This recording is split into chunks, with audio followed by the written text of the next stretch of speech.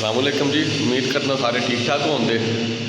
तो अज की अपडेट थी मैं तुहाडे नाल शेयर करिए। अज जो भाई आए असी प्लंबर का जिहड़ा काम कर रहा तो यह सीटां शीटां जनाब वो ला के गया है। तो मैं तुहाडे नाल भी शेयर करिए। वाशरूम है उपर वाला, उपर एक ही फिलहाल वाशरूम बनाया तो वो सीट शीट रख के तो सैट करके ने ये तो बाद टैल शैल इंशाल्लाह वो भी लवाने वो भी जो मंगवाएंगे लवाएंगे तुहाडे नाल भी अपडेट शेयर करते रहेंगे। कह नीचे वाले दिन वाशरूम ऐस भी ला गया तो यह भी जनाब वाशरूम के ना इनू निश आखते हैं। यह दो बनवाइया ने दीवार के अंदर ही ने 4-4 इंच दियाँ ने, एक वो है और एक है दो। ये कोई छोटा मोटा कोई डेकोरेशन कोई आर्टिफिशियल चीज़ा रखनिया होनिया, कोई शैम्पू साबन कोई टावल शावल आ तो जनाब अजकल भी आइडिया चल रहा है। वो पाइप बाहर वाली साइड पर किधर लग जाएगा तो इधर चार्जर शार्जर वास्ते पॉइंट होता रख दिता है।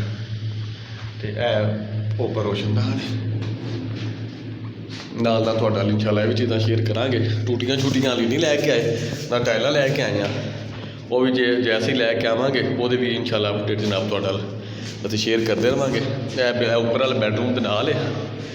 यह दीवारां दे उत्ते बिल्कुल गिलियां सन तो बेस बनाना तो ना चिट्टा सीमेंट मार दिता है। कोई पेंट शेंट या वाइट वाश नहीं, यह चिट्टा सीमेंट है बिल्कुल। यह थले दीवारां तरह गिलियां ने, इस तो जरा क्लीयर नहीं लग रहा। बाहर जाके तो खाना मैं जिसे सुख के यह देखो बिल्कुल नीट हो जाता है। यह देखो जी यह बिल्कुल नीट हो गया सुख के। वाइट सीमेंट का फायदा कि इन्हें बेस बना दी होने के उपर जो भी कलर करांगे या पेंट वाइट करांगे या किसी भी कलर वाला करवाएंगे तो वह फिर ज़्यादा वो शाइन आ जाती है, ज़्यादा मजबूत हो जाता है। यह 1 पीस एक बेसन भी है लैके आए हैं। बाकी भी वाशरूम का समान शमान है पे है। यह बेसन वगैरह ने कमोड है। यह 1 पीस बेसन है अजकल ये भी चल रहे हैं। तो यह मैं पसंद आया। एक वाशरूम की जी सैटिंग है वो ब्लैक रखी है, ब्लैक सीट है। यह बेसन भी ब्लैक है तो वो लावे। यह टैक्सचर वाला है, देखो ना जी शायद लाइना टैक्सचर नज़र आ रही होंगी। टैक्सचर वाला कमोड है, एक सीट है। यह टैक्सचर वाला बेसन है। यह थले पे वो वाश जोड़ा होंगे बेसन का। तो यह स्टोव वगैरह भी यह मंगा ले आए ना।